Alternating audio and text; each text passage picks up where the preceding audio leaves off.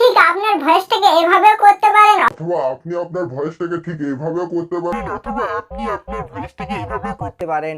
সমস্তটাই আপনার mobile phone দিয়ে আপনি করতে পারবেন, আপনার কোনো সফটওয়্যারের প্রয়োজন হবে না। তো এই ভিডিওতে আমি আপনাদেরকে বলতে চলেছি যে আপনারা কিভাবে আপনাদের ভয়েসটাকে এডিট করবেন। বিশেষ করে যারা ভয়েস ওভারে ভিডিও বানায় তাদের জন্য এই ভিডিওটা বিশেষ স্পেশাল। তো আপনারা কিভাবে আপনাদের ভয়েসটাকে এডিট করে আরও সুন্দর করে তুলবেন সেটাই বলে দেবো এই ভিডিওতে। তো ভিডিওটাকে শুরু থেকে শেষ অবধি দেখবেন, আর চ্যানেলে যদি নতুন হয়ে থাকেন তাহলে চ্যানেলটিকে সাবস্ক্রাইব করে দেবেন। তো চলুন ভিডিওটাকে শুরু করা যাক। তো এখানে আমরা অ্যাপ্লিকেশনটিকে সরাসরি ওপেন করে নিয়েছি। তো অ্যাপ্লিকেশনটির নাম হলো লেটস মি অডিও এডিটর। এটা আপনারা প্লে স্টোর থেকে ডাউনলোড করে নিতে পারেন। এরপরে আপনাদেরকে এখানে একটি ভয়েসকে এডিট করে দেখাচ্ছি। তো ভয়েসকে এডিট করার জন্য এখানে একটি ভয়েসকে আমরা রেকর্ড করে নেবো। তো রেকর্ড করার জন্য এই লাল বাটনে ক্লিক করব। তো দেখুন এখানে আমাদের ভয়েসটা রেকর্ড হয়ে গেছে। এরপর আমাদের ভয়েসটাকে কিভাবে এডিট করব সেটাই বলে দেবো। তো আপনাদেরকে ভয়েস এডিট করার জন্য এই থ্রি ডটে ক্লিক করতে হবে।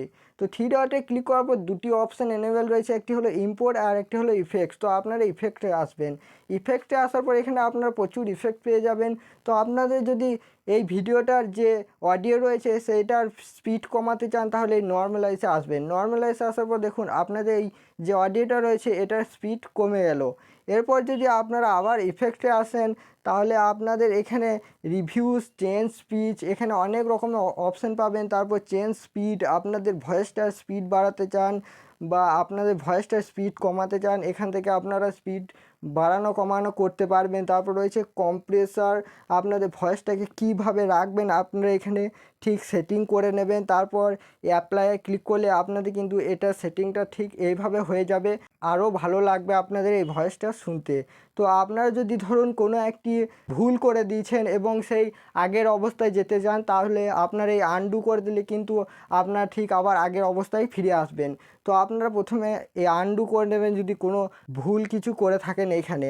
তারপর দেখুন এখানে রয়েছে নয়েজ রিডাকশন। আপনাদের যদি কোনো ব্যাকগ্রাউন্ড নয়েজ আসে তাহলে এটা আপনারা এখান থেকে রিমুভ করতে পারবেন নয়েজ রিডাকশনে যাওয়ার পর।